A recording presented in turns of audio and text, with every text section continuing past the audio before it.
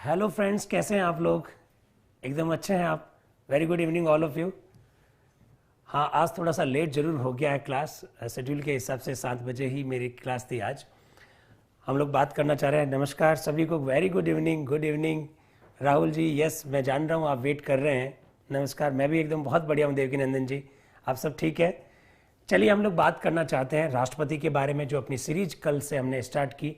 आज उसी सीरीज को आगे बढ़ाते हैं और राष्ट्रपति का जो पद है जिसके बारे में हमने कल पढ़ा था, उनका इलेक्शन कैसे होता है वो कल हम लोगों ने पढ़ा। आज हम लोग ये पढ़ना चाहेंगे राष्ट्रपति किस बात की शपथ लेते हैं, कौन उनको शपथ दिलाते हैं इसके बारे में, राष्ट्रपति का कार्यकाल क्या होता है इसके बारे में पढ़ना चाहते हैं, राष्ट्रपति को कौन कौन से विशेषाधिकार होते हैं उसके बारे में हम लोग पढ़ेंगे। और आजकल काफी चर्चा में एक शब्द बन चुका है, दैट इज इम्पीचमेंट, यानी महाभियोग। राष्ट्रपति को कैसे हटाया जाता है उसके बारे में आज हमको इन मुद्दों पर चर्चा करनी है। हमारी राष्ट्रपति की सीरीज काफी लंबी रहेगी और राष्ट्रपति से संबंधित सारे आयामों को, सारे पक्षों को हम लोग देखने वाले हैं। इसलिए किसी भी तरह से किसी भी प्रकार का भाव, निराशा का भाव ना लाए। मैंने कल भी कह दिया था, हम जिस टॉपिक पर भी बात करेंगे उस टॉपिक से संबंधित जितनी जानकारियां मेरे पास हो सकती है वो सारी जानकारियां, उससे संबंधित सारी अवधारणाओं को क्लियर करने की कोशिश की जाएगी। तो आप चिंता मत करिए, ग्राम सेवक से लगाकर सिविल सर्विस के एग्जाम तक जो बातें महत्वपूर्ण हो सकती है उन सब मुद्दों पर बात करेंगे। पहले बात कर लेते हैं हम लोग राष्ट्रपति की शपथ के बारे में। देखिए, शपथ के बारे में आपको क्या क्या याद रखना है। अभी एक फ्रेंड ने लिखा था, पेन और अपने नोट्स भी तैयार कर सकते हैं, अपनी नोटबुक को भी आप तैयार रख सकते हैं। जरा शपथ को देखिए, याद रखिए दोस्तों, हमारे जो संवैधानिक पदाधिकारी है उन संवैधानिक पदाधिकारियों की जो शपथ है उनका उल्लेख अनुसूची 3 में है। लेकिन आपको यह याद रखना है, राष्ट्रपति, उपराष्ट्रपति और राज्यपाल की शपथ का उल्लेख अनुसूची 3 में नहीं है। इनकी शपथ का उल्लेख उनसे संबंधित अनुच्छेदों में। ये सबसे महत्वपूर्ण बात याद रखने वाली है। अगर हम लोग बात राष्ट्रपति की करें तो अनुच्छेद 60 आर्टिकल 60 में राष्ट्रपति द्वारा ली जाने वाली शपथ का उल्लेख है। उनकी शपथ के प्रारूप का उल्लेख अनुसूची 3 में ना होकर अनुच्छेद 60 में। एक तो इस बात को याद रखना है। दूसरी बात, राष्ट्रपति किस बात की शपथ लेते हैं। आरएस मेंस में 2008 में यह प्रश्न पूछा जा चुका है, राष्ट्रपति किस बात की शपथ लेते हैं। आप हमेशा ध्यान रखिएगा, राष्ट्रपति संविधान की रक्षा की शपथ लेते हैं, protection, preservation of the constitution of the India, उसकी शपथ लेते हैं। साथ ही साथ राष्ट्रपति लोगों के कल्याण की शपथ लेते हैं, इसको भी ध्यान रखें। प्रश्न क्या आएगा, राष्ट्रपति किस बात की शपथ लेते हैं। नंबर 1, पद व गोपनीयता, जी नहीं। नंबर 2, संविधान के प्रति निष्ठा, faith in the constitution of the India, जी नहीं। नंबर 3, संविधान की रक्षा, ये हो सकता है, लेकिन इससे भी ज्यादा बढ़िया विकल्प ये हो सकता है संविधान की रक्षा और लोगों का कल्याण। यस, संविधान की रक्षा, protection, preservation of the constitution of the India and welfare of the public of the India, Bharat के लोगों के कल्याण की शपथ लेते हैं। और इस सारे प्रारूप का उल्लेख अनुच्छेद 60 में। इस बात को भी आप थोड़ा सा ध्यान रखें। फिर आपको जो बात ध्यान रखनी है वो बात ये ध्यान रखनी है कि राष्ट्रपति को शपथ कौन दिलाते हैं। आप इस बात को बहुत अच्छी तरह से जानते हैं, राष्ट्रपति को भारत के मुख्य न्यायाधीश, chief justice of the India शपथ दिलाते हैं। ये प्रश्न नहीं पूछा जाना चाहिए और ये ना प्रश्न पूछना भी चाहिए, क्योंकि इस प्रकार के प्रश्नों से सिलेक्शन नहीं होता है। लेकिन प्रश्न कितना बढ़िया हो सकता है, जरा देखिए। मुख्य न्यायाधीश अगर अपने पद पर नहीं है, मुझे मालूम है आप इस बात को जानते हैं, यदि मुख्य न्यायाधीश अपने पद पर नहीं है तो ऐसी स्थिति में सुप्रीम कोर्ट के वरिष्ठतम न्यायाधीश, सीनियर मोस्ट जज ऑफ द सुप्रीम कोर्ट, राष्ट्रपति को शपथ दिलाते हैं। लेकिन मेरा प्रश्न ये भी नहीं है, मेरा प्रश्न ये है कि राष्ट्रपति को शपथ मुख्य न्यायाधीश दिलाते हैं और मुख्य न्यायाधीश अगर पद पर नहीं है तो वरिष्ठतम न्यायाधीश उनको शपथ दिलाते हैं। क्या ये बात कॉन्स्टिट्यूशन में लिखी हुई है क्या? बताइए जरा, ये बात कॉन्स्टिट्यूशन में लिखी हुई है क्या कि वरिष्ठतम न्यायाधीश मुख्य न्यायाधीश की अनुपस्थिति में उन्हें शपथ दिलाएंगे? तो याद रखिएगा, यस, लिखा हुआ है अनुच्छेद 60 में, साफ साफ शब्दों में लिखा हुआ है कि सुप्रीम कोर्ट के मुख्य न्यायाधीश अथवा उनकी अनुपस्थिति में सुप्रीम कोर्ट के जो वरिष्ठतम न्यायाधीश होंगे वो उन्हें इस बात की शपथ दिलाएंगे। इस बात को भी थोड़ा सा ध्यान रखिए। और आजकल एक नया ट्रेंड डेवलप हुआ है, मैं हमेशा क्लासेस में ये कहता रहा हूं, कॉन्स्टिट्यूशन से डायरेक्टली सवाल आए चाहे ना आए, लेकिन applied form of the constitution, संविधान का जो व्यवहारिक पक्ष है उससे प्रश्न भी पूछे जा सकते हैं। याद रखिएगा, भारत के जो राष्ट्रपति हैं आजकल 25 जुलाई को शपथ लेते हैं। आप मुझसे प्रश्न पूछ सकते हैं, आपसे प्रश्न पूछा जा सकता है एग्जामिनेशन में कि राष्ट्रपति कब शपथ लेते हैं, तो ऐसा कहीं कॉन्स्टिट्यूशन में लिखा हुआ नहीं है। ये 25 जुलाई को शपथ जो लेते हैं ये कोई नियम नहीं है, ये कोई कॉन्स्टिट्यूशन में लिखा हुआ नहीं है, इसके ऊपर किसी प्रकार का कोई कानून नहीं बना हुआ है। तो फिर 25 जुलाई को शपथ क्यों लेते हैं? याद करिएगा 1977 में 1977 में जब नीलम संजीव रेड्डी भारत के नए राष्ट्रपति बने थे, और शायद आप लोगों को आइडिया होगा नीलम संजीव रेड्डी भारत के एकमात्र निर्विरोध राष्ट्रपति है। नीलम संजीव रेड्डी ने 25 जुलाई को शपथ ली थी, 25 जुलाई 1977 को। इसके बाद के सारे राष्ट्रपति 25 जुलाई को शपथ लेते हैं। ये सारी बातें आपको ध्यान रखना है, इससे संबंधित प्रश्न पूछे जा सकते हैं। शपथ के बाद में हम लोग बात करेंगे राष्ट्रपति के कार्यकाल को लेकर, उनके टेन्योर को लेकर, और बहुत धीमे धीमे पढ़ाने की कोशिश करूंगा, आप लोगों से मुखातिब होने की कोशिश कर रहा हूं। टेन्योर यानी कार्यकाल। अब क्या क्या बातें आपको याद रखनी है? पहली बात, भारतीय संविधान का एक अनुच्छेद है आर्टिकल 56, अनुच्छेद 56 में साफ साफ शब्दों में लिखा हुआ है राष्ट्रपति का कार्यकाल 5 वर्ष होगा। एक तो बात आपको ये याद रखनी है। दूसरी बात आपको ये याद रखनी है कि राष्ट्रपति का जो निर्धारित कार्यकाल है, निर्धारित कार्यकाल से पूर्व यदि राष्ट्रपति का पद रिक्त हो जाता है, अर्थात उनकी मृत्यु हो जाती है, अर्थात उन्हें महाअभियोग से हटा दिया जाए, अर्थात वो अपना इस्तीफा दे दे, किसी भी कारणवश निर्धारित कार्यकाल से पहले, निर्धारित कार्यकाल से पूर्व यदि राष्ट्रपति का पद रिक्त हो जाता है, तो ऐसी स्थिति में नए चुनाव 6 माह में करवाने होते। ये बात भी कॉन्स्टिट्यूशन में लिखी हुई है। और यहां पर बात जो सबसे ज्यादा याद रखने वाली है वो बात यह है कि राष्ट्रपति का जो चुनाव होता है वो हमेशा पूरे 5 वर्षों के लिए होता है। यदि किसी राष्ट्रपति का 2 वर्ष में, 2.5 वर्ष में, 3 वर्ष में भी अगर निधन हो गया है, तो नए जो चुनाव करवाए जाएंगे वो शेष अवधि के लिए नहीं करवाए जाएंगे। आप इस बात को ध्यान रखिएगा। जैसे सरपंच का चुनाव होता है शेष अवधि के लिए होता है, जैसे लोकसभा या राज्यसभा के सदस्य का जो चुनाव होता है निर्धारित कार्यकाल से पूर्व स्थान रिक्त होने पर वो शेष अवधि के लिए होता है। लेकिन राष्ट्रपति में कभी भी चुनाव शेष अवधि के लिए नहीं होते। जब भी चुनाव होंगे पूरे के पूरे 5 वर्षों के लिए होंगे, और पद जब भी रिक्त होगा नए चुनाव 6 माह में करवाने होंगे। इस बात को भी आप थोड़ा सा ध्यान रखें।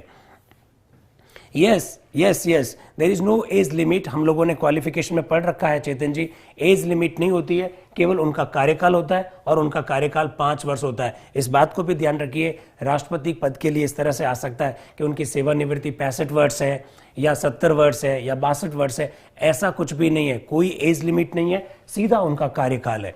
तीसरी बात आपको यह याद रखनी है कि राष्ट्रपति का कार्यकाल पूरा होने से पहले ही हमारे देश में चुनाव आयोग नए राष्ट्रपति के चुनाव की प्रक्रिया प्रारंभ कर देता है।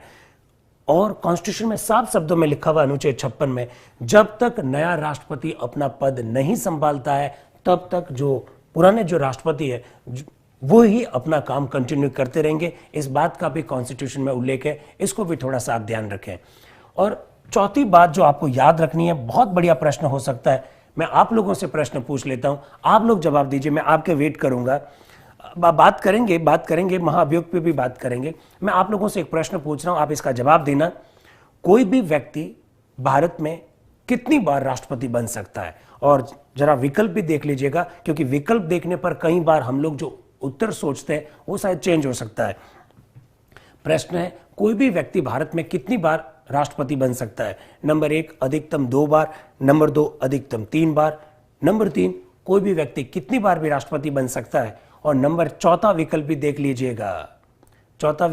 लीजिएगा, संविधान इस संदर्भ में मौन है। अगर यह विकल्प है तो ऐसी स्थिति में आप क्या आंसर देने वाले हो?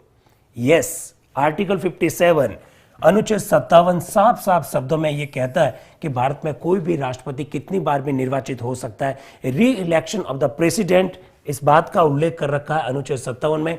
इसलिए आप हमेशा ध्यान रखिएगा, इस संदर्भ में संविधान मौन नहीं है। जो लोग 4 ऑप्शन को कह रहे हैं, please I am very sorry, चौथा ऑप्शन नहीं है। सही आंसर है कोई भी व्यक्ति भारत में कितनी बार भी राष्ट्रपति निर्वाचित हो सकता है। इस संदर्भ में संविधान मौन नहीं है, क्योंकि भारतीय संविधान का अनुच्छेद 57 स्पष्ट शब्दों में कहता है कोई भी व्यक्ति कितनी बार भी राष्ट्रपति निर्वाचित हो सकता है। इसलिए थोड़ा कॉन्सेप्ट को क्लियर कीजिएगा। ये सारी बातें, ऐसे बहुत अच्छे प्रश्न पूछे जा सकते हैं, इसको भी थोड़ा सा ध्यान रखें आप। फिर रही बात, अगर राष्ट्रपति का पद रिक्त हो गया तो क्या होगा? तो देखिए, हमारे कॉन्स्टिट्यूशन में उपराष्ट्रपति पद का उल्लेख कर रखा है। चूंकि हम लोग उपराष्ट्रपति की बात नहीं कर रहे, लेकिन जब कार्यकाल की बात कर रहे हैं तो थोड़ा सा मैं संकेत दे देता हूं। भारतीय संविधान का अनुच्छेद 65 ये कहता है कि राष्ट्रपति का पद यदि रिक्त हो जाता है तो ऐसी स्थिति में उपराष्ट्रपति कार्यवाहक राष्ट्रपति के रूप में काम करता है। देश का सर्वोच्च पद है राष्ट्रपति, ये कभी भी खाली नहीं होता है। एकदम दीपक जी सही कह रहे हैं। वाइस प्रेसिडेंट जो है उस समय एक्टिंग प्रेसिडेंट के रूप में काम करेगा, कार्यवाहक राष्ट्रपति के रूप में काम करेगा। हमारे देश में कभी भी राष्ट्रपति का पद खाली नहीं होता है। एक और प्रश्न मैं आप लोगों से पूछ लेता हूं, हालांकि बहुत आसान प्रश्न है। राष्ट्रपति अपना इस्तीफा किसे देते हैं? आपको अच्छी तरह से पता है, राष्ट्रपति अपना इस्तीफा उपराष्ट्रपति को देते हैं। और शायद आपको यह भी पता होगा कि जब भी राष्ट्रपति अपना इस्तीफा उपराष्ट्रपति को देते हैं तो ऐसी स्थिति में इसकी सूचना सबसे पहले लोकसभा अध्यक्ष को दी जाती है। आपको आइडिया होगा, लेकिन मेरा प्रश्न ये नहीं है। मेरा प्रश्न ये है कि सबसे पहले लोकसभा के अध्यक्ष को इस बात की सूचना दी जाएगी। पहली बात, कौन देगा? दूसरी बात, क्यों देगा?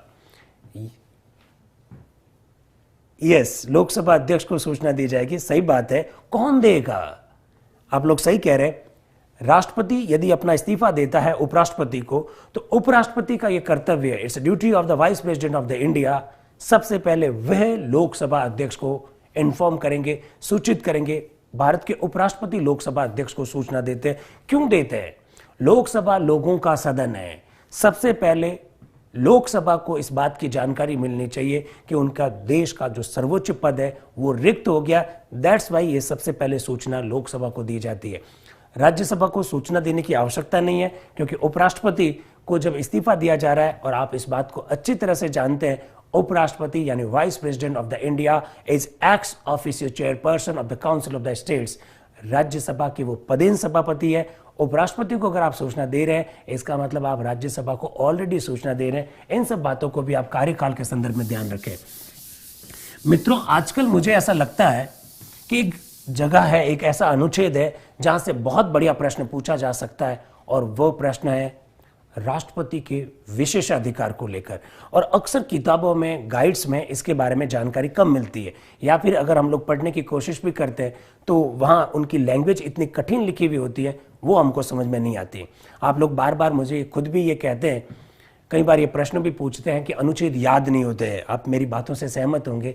मैंने पहले भी कई बार कहा, अनुच्छेदों को याद रखने का सीधा सा तरीका है अनुच्छेदों के टुकड़े कर लीजिए। अनुच्छेदों के टुकड़े करने का मतलब है स्टेप बाय स्टेप चीजों को पढ़े तो हमको बहुत सारी बातें याद हो सकती है। और इसका बढ़िया सा एग्जाम्पल है राष्ट्रपति के विशेषाधिकार। जरा देखें आप, राष्ट्रपति को क्या क्या विशेषाधिकार प्राप्त है। वैसे तो भारतीय संविधान का अनुच्छेद 14 आर्टिकल 14 विधि के समक्ष समानता की बात करता है। कानून के समक्ष सभी लोग बराबर होंगे, सामने कौन खड़ा है इससे कोई फर्क नहीं पड़ता है, कानून सबके लिए बराबर है।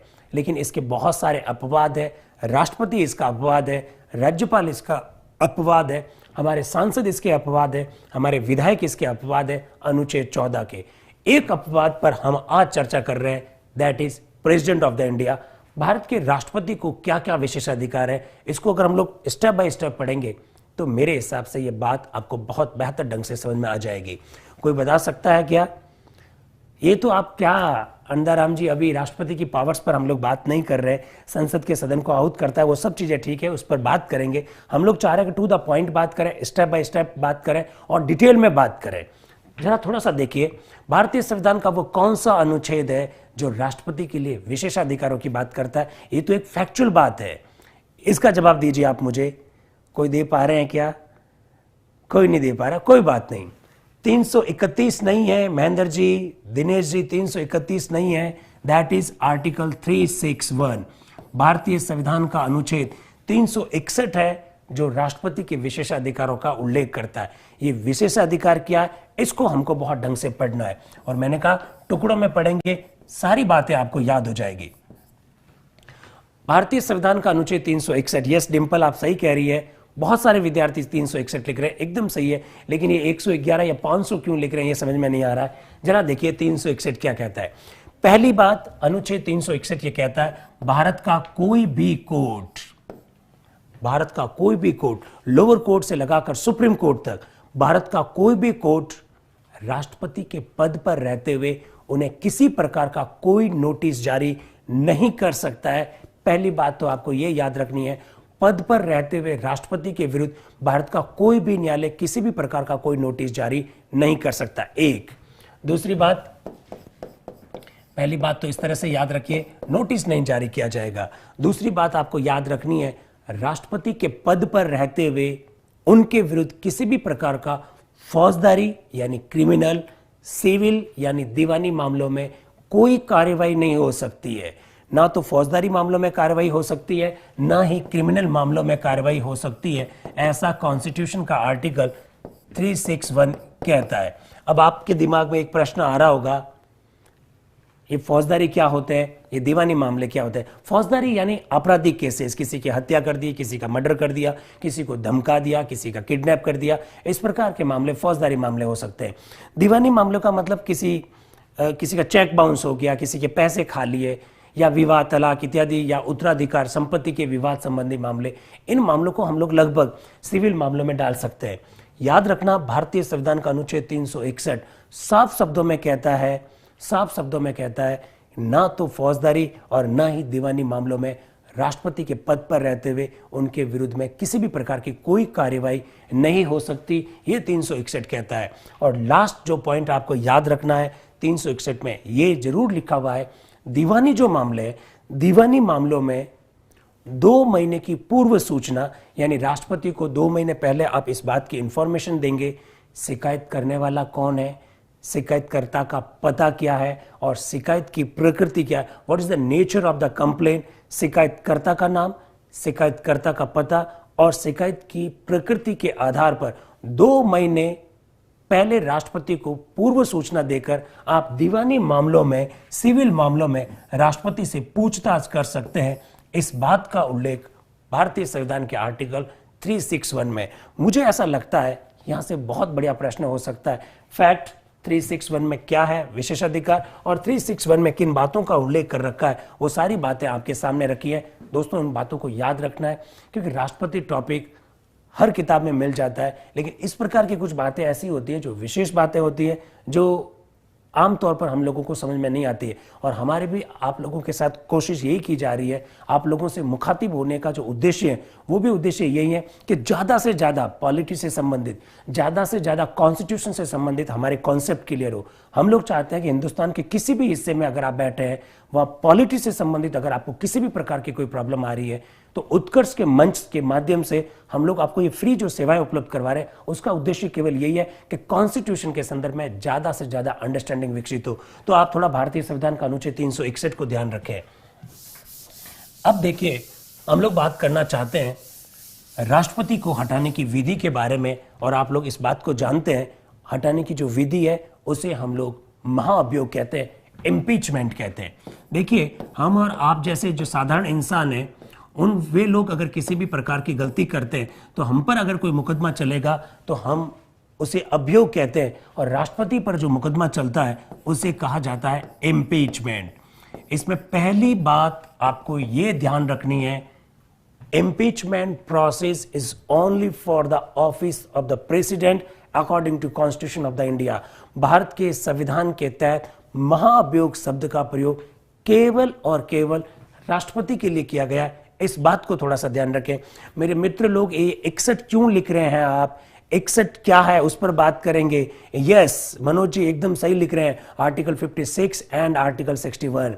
दोस्तों, जो लोग पहली बार इस विषय को पढ़ रहे हैं, ऐसे लोग जो पहली बार कॉन्स्टिट्यूशन को पढ़ रहे हैं, पहला कॉन्सेप्ट अपना ये क्लियर होना चाहिए कि इम्पीचमेंट अगर राष्ट्रपति के विरुद्ध हम लोग बात कर रहे हैं तो हमको 2 अनुच्छेदों पर चर्चा करनी चाहिए, 2 अनुच्छेद हमको पता होना चाहिए।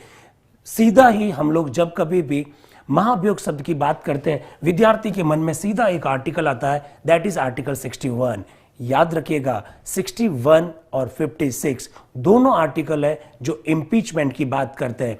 आर्टिकल 56 इम्पीचमेंट क्यों लाया जाएगा, इम्पीचमेंट लाए जाने की बात करता है, जबकि 61 जो आर्टिकल है वो महाअभियोग की प्रक्रिया क्या होगी इसकी बात करता है। तो आपको दूसरी बात जो याद रखनी है, इन दोनों अनुच्छेदों में इम्पीचमेंट का उल्लेख है। आगे देखिए, क्यों लाया जाएगा इम्पीचमेंट? एक ही आधार हो सकता है और वो आधार है राष्ट्रपति के ऊपर इस बात का आरोप हो कि उन्होंने संविधान का उल्लंघन किया है, संविधान का अतिक्रमण किया है। अंग्रेजी में अगर कहें वायलेशन ऑफ द कॉन्स्टिट्यूशन का अगर आरोप है तो ही राष्ट्रपति के विरुद्ध महाभियोग लाया जा सकता है। इस बात का स्पष्ट शब्दों में 56 और अनुच्छेद 61 में उल्लेख है। राष्ट्रपति जी देश का सबसे बड़ा पद है। राष्ट्रपति जी के ऊपर दिवालिया होने का, शारीरिक और मानसिक रूप से अक्षम होने का, कदाचार यानी मिसबिहेव, इस तरह के आरोप नहीं लगाए जाते हैं। उनके ऊपर एक ही आरोप होना चाहिए कि उन्होंने संविधान का अतिक्रमण किया है, या यूं कह दीजिए संविधान का उल्लंघन किया है। Violation of the constitution is the only base of the impeachment. महाअभियोग का केवल और केवल एक ही आधार है। यह तीसरा पॉइंट है जिसे आपको ध्यान रखना है। चौथी बात, हमारी संसद, हमारा जो पार्लियामेंट है, पार्लियामेंट राष्ट्रपति को हटा सकती है महाअभियोग के द्वारा। अनुच्छेद 61 महाअभियोग प्रक्रिया का उल्लेख करता है। अनुच्छेद 61 क्या कहता है? यस मुनि जी, आप सही कह रहे हैं, संविधान के अतिक्रमण, संविधान का अतिक्रमण। संसद के 2 हाउस है, एक लोकसभा है और दूसरा राज्यसभा है। बहुत बारीकी से सुनिएगा, यहां पर बहुत सारी दिक्कतें हैं, विद्यार्थी अक्सर कंफ्यूज हो जाते हैं। राष्ट्रपति के विरुद्ध यदि महाअभियोग लाना है, आप किसी भी हाउस में ला सकते हैं, आप लोकसभा में ला सकते हैं, आप राज्यसभा में ला सकते हैं। लेकिन याद रखिएगा, जिस भी हाउस में प्रस्ताव ला रहे हैं उस हाउस की कुल सदस्य संख्या, बहुत ध्यान से सुनिएगा मैं जिन शब्दों का प्रयोग कर रहा हूं, जिस भी हाउस में आप महाअभियोग का प्रस्ताव लेके आ रहे हैं उस हाउस की कुल सदस्य संख्या का 1/4, 1/4 सदस्यों का समर्थन होना चाहिए। मैं बोल रहा हूं कुल सदस्य संख्या का, कुल सदस्य संख्या का 1/4 के द्वारा प्रस्ताव लाया जाएगा। एक दूसरी बात आपको यह याद रखनी है, प्रस्ताव पर चर्चा होने से 14 दिन पहले अनुच्छेद 61 में साफ शब्दों में लिखा हुआ है, प्रस्ताव पर चर्चा होने से 14 दिन पहले राष्ट्रपति को इस बात की सूचना देनी होगी कि उनके विरुद्ध महाअभियोग का प्रस्ताव लाया गया। आप मुझसे यह प्रश्न पूछ सकते हैं, कि ऐसा क्यों? देखिए, किसी भी व्यक्ति को अगर आप हटा रहे हैं तो नेचुरल जस्टिस, प्राकृतिक न्याय का कॉन्सेप्ट ये कहता है कि उन्हें हटाने से पहले कम से कम इस बात की खबर तो होनी चाहिए, उन्हें अपना पक्ष रखने का अधिकार तो होना चाहिए। दैट्स वाई प्रस्ताव लाने से पहले नहीं है, ये भी कंफ्यूजन थोड़ा सा दूर कर देना। प्रस्ताव लाने से 14 दिन पहले नहीं है। प्रस्ताव तो ला सकते हैं, कभी भी ला सकते हैं, लेकिन जिस दिन प्रस्ताव पर चर्चा होगी उससे 14 दिन पहले राष्ट्रपति को इस बात की सूचना देनी होगी। और आपको आगे ध्यान रखना है, राष्ट्रपति अपना पक्ष रख सकते हैं। आपके दिमाग में एक प्रश्न आना होगा, सूचना कौन देता है? आप पूछ रहे हैं मुझसे। जिस हाउस में प्रस्ताव लेकर आओगे उस हाउस का जो अध्यक्ष है, अगर आप प्रस्ताव लोकसभा में ला रहे हो तो लोकसभा लाया गया, राष्ट्रपति अपने किसी प्रतिनिधि को, अपने किसी वकील को भी अपना पक्ष रखने के लिए भेज सकते हैं। इस बात को भी आप थोड़ा सा ध्यान रखें।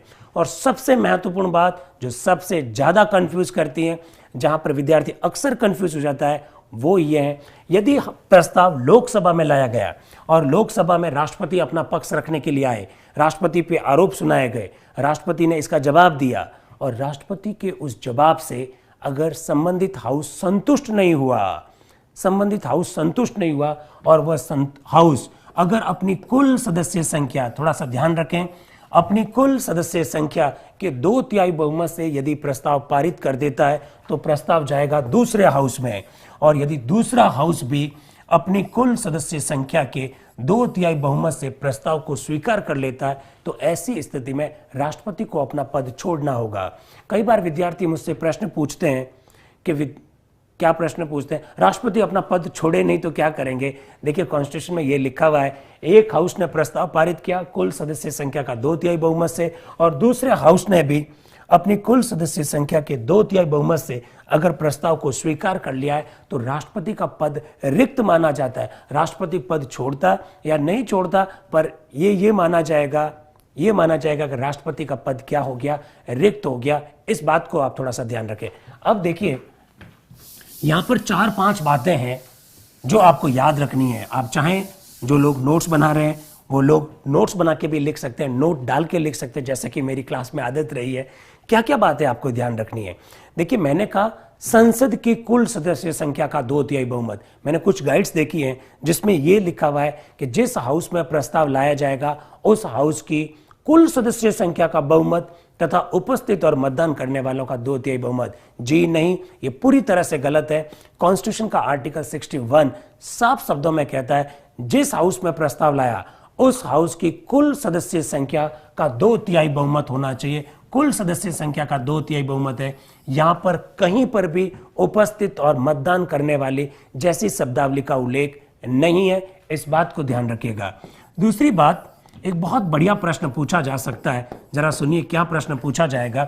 इनमें से वे कौन लोग हैं जो राष्ट्रपति चुनाव में तो भाग नहीं लेते हैं लेकिन महाअभियोग प्रक्रिया में भाग लेते हैं? ये है संसद के मनोनीत सदस्य। दोस्तों, आप लोग जानते हैं कल हम लोगों ने राष्ट्रपति की चुनाव की पद्धति देखी थी। आपको बताया गया था कि संसद के मनोनीत सदस्य राष्ट्रपति चुनाव में भाग नहीं लेते हैं, लेकिन याद रखिएगा महाअभियोग प्रक्रिया में जरूर भाग लेते हैं। तो बहुत अच्छा प्रश्न हो सकता है, इनमें से कौन लोग हैं जो राष्ट्रपति चुनाव में तो भाग नहीं लेते हैं लेकिन राष्ट्रपति के खिलाफ में लाए गए महाअभियोग प्रक्रिया में भाग लेते हैं? तो आंसर हो जाएगा संसद के मनोनीत सदस्य।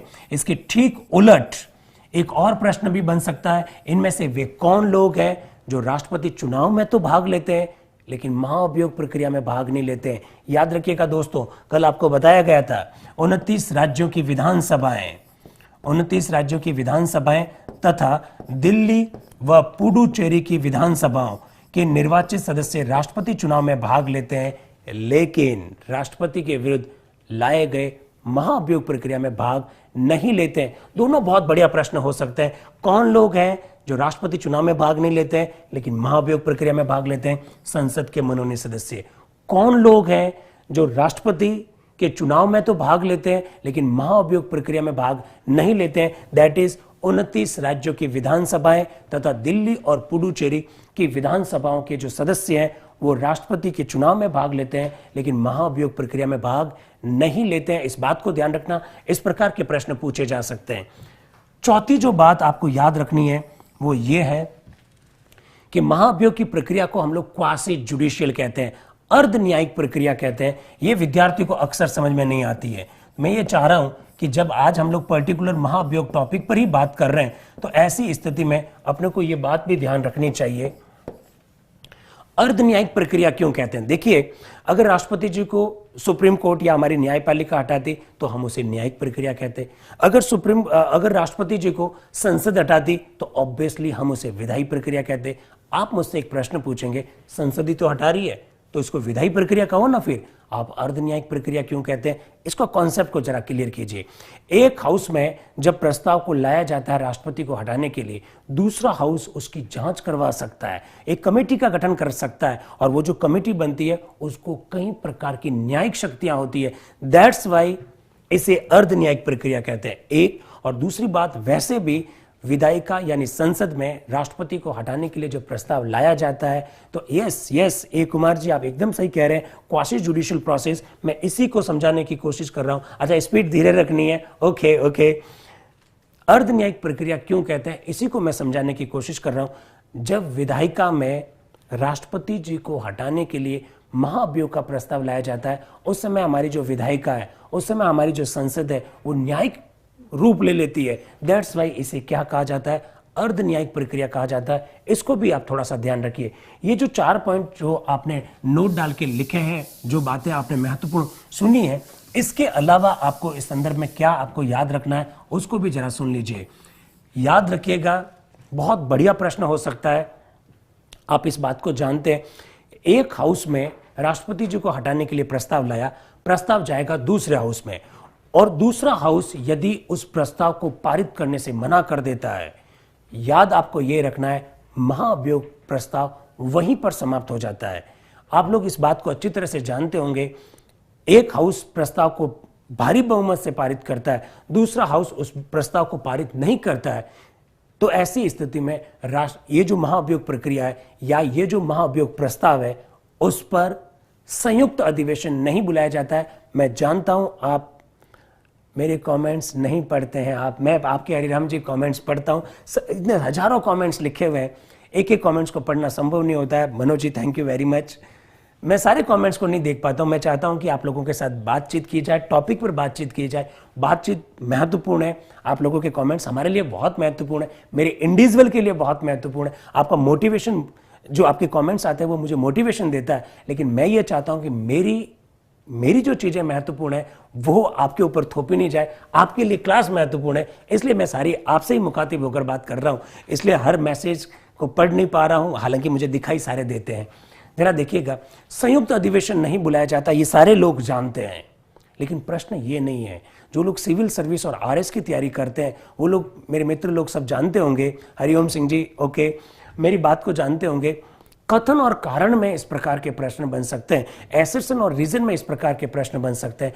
कथन लिखा हुआ आएगा, महाअभियोग प्रक्रिया में महाअभियोग प्रस्ताव पर संयुक्त अधिवेशन का प्रावधान नहीं है। आप जानते हैं यह कथन सही है। एसर्शन क्या है, कारण क्या है, संयुक्त अधिवेशन क्यों नहीं बुलाया जाता है? याद कीजिएगा, लोकसभा में कुल सदस्य संख्या 545 है, राज्यसभा में कुल सदस्य संख्या 245 है।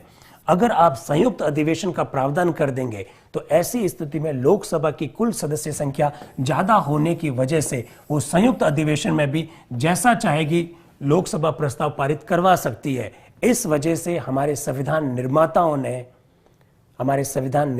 ने संसद के दोनों हाउस को महाअभियोग प्रक्रिया में इक्वल पावर्स देने के लिए, समान शक्तियां देने के लिए संयुक्त अधिवेशन का प्रावधान नहीं रखा। इस बात को आप थोड़ा सा ध्यान रखें। इस प्रकार के भी प्रश्न हो सकते हैं, खासकर एसर्शन और रीजन में।